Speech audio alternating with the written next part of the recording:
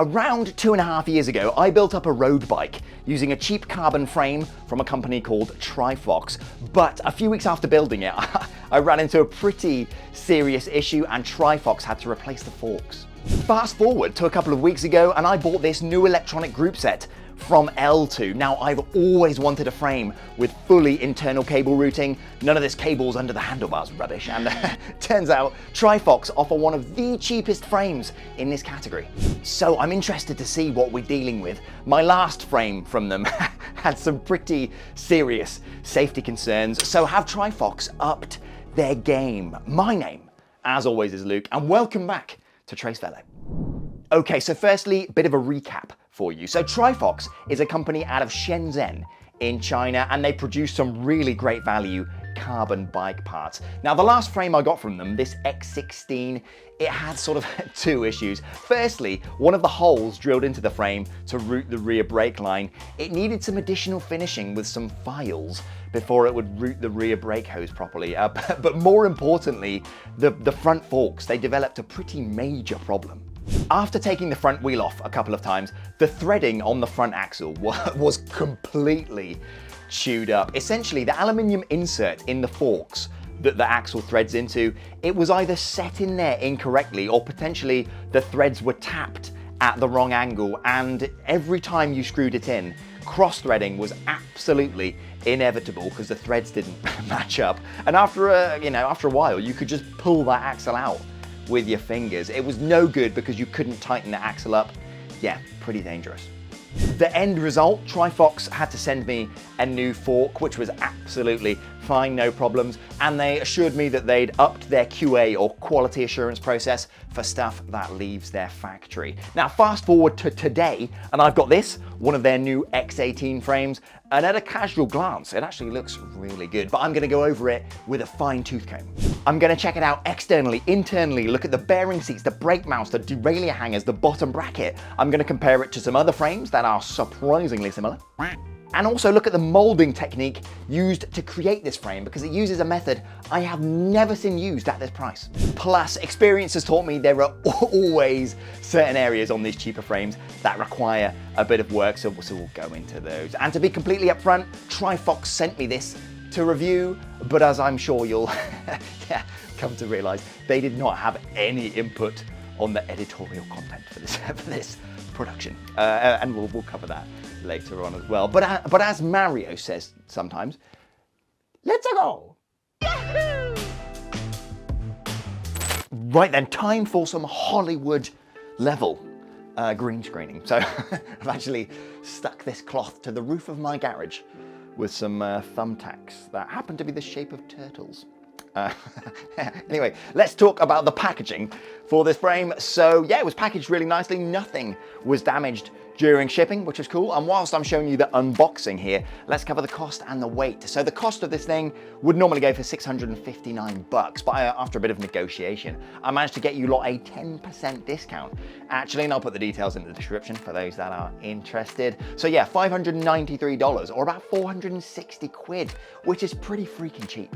Now this frame is a 56 centimeter, and weight-wise, so for the frame, the fork, and the seat post, we're looking at just over 1.5 kilograms. Really lightweight, actually. One of the lightest frame sets that I've actually tried, but it is let down somewhat by the handlebar and stem combo. So these handlebars, they're not actually too bad. They're a 40 centimeter wide carbon set, so they're quite lightweight, but it's the stem here. So I've gone for a 120 millimeter stem, but the walls of the aluminium on the stem are quite thick. So together, this combination weighs 539 grams. I would expect a fully carbon setup at the front to be about 100 to 150 grams lighter, but to be honest, it should be quite robust, so I'm not too bothered. But anyway, with all this unboxed, let's have a look at the paintwork, because it's really nice, actually. We interrupt our program to bring you this important message. Right, new sponsor today, which is great, Shokz. And these guys make bone conducting headphones, and I'm really pleased to have them on board because I use my set of Open Run Pros from them nearly every day. Essentially, listening to music and stuff out on the bike used to be a big no-no for me. I used to commute through central London, so navigating really heavy traffic with my ears plugged up, yeah, not ideal. These Shokz, they sit outside and don't block your ears, so you can still hear the world around you and sort of maintain a bit of situational awareness. They're super comfy and lightweight, so easily fit under your helmet. But to be honest, I use them more around the house these days. So if I'm wandering around doing chores or just working on my bike, these things are perfect. But yeah, IP55 shower and sweatproof, 10-hour battery life, 2 noise cancelling mics for taking calls, and they've got fast charge. So stick them on for 5 minutes and you'll get 1.5 hours listening time. And they've got decent physical buttons for play, pause, and volume. Yeah, a massive win, if you ask me. My set of Open Run Pros here are about 18 months old, and I honestly, yeah, I really like them. They come in a couple of different colors, and at the minute, Shokz are running a back to school sale between 21st of August and 3rd of September, and I can get you 10% off as well, so I'll put all the details for that in the description. Anyway, love it when I get a chance to throw in a sponsor I genuinely vibe with. So yeah, thank you for listening. Thanks to Shokz, and let's get back to it. So visually, this thing looks great, in my opinion. The paintwork is really nice, no defects or scratches that I can see, and the silk screening of the logos and the text underneath the clear coat, yeah, they're really well applied. Now, it's clear that Trifox took a little inspiration from the S-Works Tarmac SL7 here. So the geometries are quite similar and the forks look the same. The Trifox ones even have that little pointy bit on the end next to the axle, same as the S-Works. But they're not a complete copy. It's not identical. There are several differences. For example, the Trifox frame here has a completely straight seat tube, whereas the S-Works SL7 has that cutout for the wheel. Also worth noting, you can get pretty much the same frame design from some other manufacturers. TFSA have got a version of this frame, their JH33 model, I believe, and Dahlia, or is it Dahlia? Yeah, they've got one too, their Rest 2 frame. And shout out to Bikey McBeardface in the comments for putting me on to those ones. Yeah, this is basically because these are open mold designs, so the same frame mold is shared by a couple of manufacturers, and it's not inherently a bad thing either. It's one of the reasons these can be produced so cheaply, and often with these open mold frames, they choose quite proven designs anyway, so yeah, it's not necessarily a bad thing. Anyway, the front derailleur hanger here looks good, uses 4 rivets, so it should be nice and strong, and under some lights like this, you can even see what appears to be some extra layers of carbon underneath to reinforce this area. The rear derailleur hanger here, again, it looks nice. I will say, with the hanger removed, the carbon underneath, to my eye, it does look, yeah, quite thin. But I will say, my other Trifox frame, that area was a similar thickness, and I rode that quite aggressively for thousands of miles without any problems. And it's a similar story, actually, on most of my other frames. That area does tend to be quite thin. Plus, I actually asked Trifox about this directly, and they said they tested it loads before it went into production, and it was plenty strong enough. So I'm not actually that concerned, to be honest with you. Now, the brake mounts. On cheaper frames, these areas often tend to be painted over, which makes aligning the caliper with the disc during assembly, yeah, a little bit of a nightmare. But on this frame, both sets are completely clean, which is really nice to see. And in fact, the rear brake mounts here look as if they've had some additional finishing or flattening after the fact. Definitely not something I've seen at this price point. But to me, these look a little bit like filing marks on the carbon, but I'm not entirely sure. Let me know what you think. The exposed carbon on the steerer tube of the fork here all looks good. Little bit of overspray, but that's nothing to be concerned with, really. Also, no sign of any fiberglass inside the steerer tube, which was a sort of concern flying around the bike space a few weeks ago. And also, that issue I had last time where the axle was kind of like misaligned, not a problem here. These ones are fine. The bearing seats for the headset bearings here, yeah, they're pretty clean. There is a little bit of overspray in there, but the bearings sit in them nice and tightly and don't move or wiggle, so I am happy with those. And finally, the bottom bracket threads here. So this frame takes BSA bottom brackets, and they thread in fine from both sides, but you should be able to see the threads are not the cleanest things in the world. You can see a little bit of swarf left in there from where they've tapped the threads into those aluminium inserts, but to be honest with you, it's par for the course at this price point. Like I said, the bottom bracket cups, they thread in nice and easily, and from what I can see, they're really well aligned on both sides as well, so I'm definitely happy. So overall, externally, this frame looks really clean actually, but will that trend continue as we make like a proctologist and put a camera up my butt, inside this frame?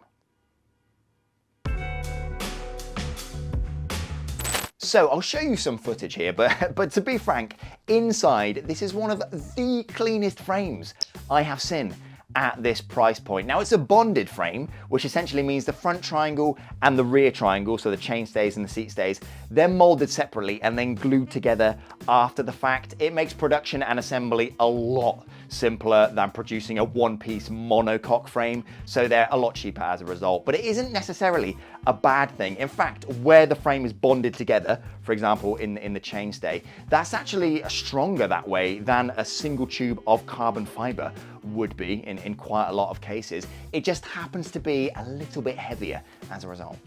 And I mean, you can kind of tell the care that went into the assembly of this frame by looking at the chainstay here. So as we pull the camera back towards the bottom bracket area, this is where the chainstay is bonded to the front triangle. And on cheaper frames, you would see this area kind of filled with huge globs of resin. But here, there's only a tiny little bit of extra resin on the edge there. Very clean, very impressive. This story continues elsewhere as well. So this is the top tube. You can see there's a small line of extra resin on the left there, and towards the top there's a little bit of tenting where some carbon sheets have bunched up a bit towards the head tube, but all in all, very clean in here. This is the down tube here, again, super clean. You can see those two lines running down each side of the down tube. Like I mentioned earlier, tiny bit of excess resin left over from the molding process, nothing to worry about. And this is the seat tube. You can see here the rivets for the front derailleur hanger and the bottle cages, all looks really good. You can even see those additional layers of reinforcing underneath the front derailleur hanger that I mentioned earlier. Going into the head tube, yeah, looks lovely. Again, on cheaper frames, this is often an area with loads of excess resin and a lot of sharp edges as well, especially underneath the headset bearing seats. But on this, all looks super smooth, really tidy. And finally, the pièce de résistance. The bottom bracket area here. So I have seen some dreadful examples in my time. Like for example, this is a cheap unbranded frame I bought a little while ago. This is the bottom bracket area, loads of excess resin, sharp edges, and even like jagged carbon fibers sticking out all over the place. But on this Trifox frame here, super clean. A few ridges of excess resin, but overall really smooth and well put together. That silver tube, by the way, on the left there, that's to route the front derailleur cable, so ignore that. But overall, yeah, really, really clean. Easily one of the cleanest examples I've ever come across. I also had a look inside the steerer tube and the seat post, but again, super clean, nothing to report. So overall, this frame is incredibly tidy on the inside. And one of the reasons for that is that it uses an EPS molding technique for the frame, or at least for the front triangle. And yeah, this is quite interesting actually, or at least I think so. So bear with me. Cheaper frames tended to use the simplest molding method. Essentially, carbon is laid up into two halves of a mold, and an inflatable bladder, essentially a plastic bag, is placed between them. The mold is closed, the bladder is inflated, and then that's baked within an oven. Then when you take the frame out, any wrinkles in that bladder are transferred onto the internal finish of the frame. That can lead to inconsistencies and potentially differing wall thicknesses as well, which is not ideal when you're trying to precisely control strength within a carbon structure. EPS, on the other hand, this is where layers of pre-preg, essentially sheets of carbon pre-impregnated with resin, are laid up over an exact polystyrene copy of the frame. Then when this is heated within the mold, the polystyrene expands, the heated resin starts to flow, and everything is compressed and conformed nice and uniformly to that mold. It's a lot easier to be more exacting with the carbon layup using this technique, and because there's no irregularly shaped inflatable bladder involved in the process, the internal finish of the frame is nice and smooth, which is what we've seen with this Trifox frame. Now, from my understanding, once the frame comes out of the mold, that foam is either washed out with acetone or potentially blown out with compressed air. But either way, EPS molding techniques used to be reserved for really premium frames, so it's great to see it kind of trickle down to these cheaper alternatives. So, to conclude, yeah, I am really impressed with this thing, inside and out. Everything looks good, really clean, but here's the deal. I am well aware that on this particular website, Trifox does not have the best reputation, and I've even seen it in my comment section. I posted a YouTube short the other day, which kind of showcased this frame, mentioning that I was going to be doing this particular deep dive episode, and many of the comments on that short, they mirrored this one. So the reviews I've seen of Trifox are pretty poor. So let's see. So kind of here's where I'm at with this thing. Like I've mentioned, this frame does look really nice from what I've seen so far, but the real test is to come. Once you start throwing parts on a frame like this, it highlights any hidden gremlins. And like I said at the beginning, there are two areas on these cheaper frames that almost always cause problems. And I've heard a few people grumble about them with this particular frame. So the seat post clamp and the saddle clamp. So when I come to build this up in the next video, I'll definitely check those out. But given my positive experience today with this frame, I know what some of you out there are thinking. And although I don't believe Trifox have done it in this case, as with anything that I'm sent, there is a chance manufacturers will have hand-selected stuff to get to me. It's impossible for me to know. And given my history with Trifox and this platform that I've now got here on YouTube, you could easily argue they are incentivized to treat me nicely. So in the meantime, I've got a call on the brain trust. So you lot out there, if you've bought anything from Trifox in the past, sound off in the comments below. And I won't even mandate baguette emojis this time.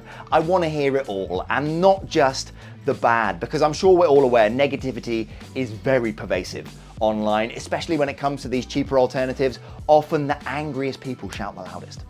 So if you've had a bad experience, definitely let me know and email me some pictures with the problem areas if you can. But conversely, if you kind of, really like the stuff you've got from Trifox, I definitely want to hear about that too. And here's my email on the screen for you lot. Anyway, this frame will be built up into a bike in the next video.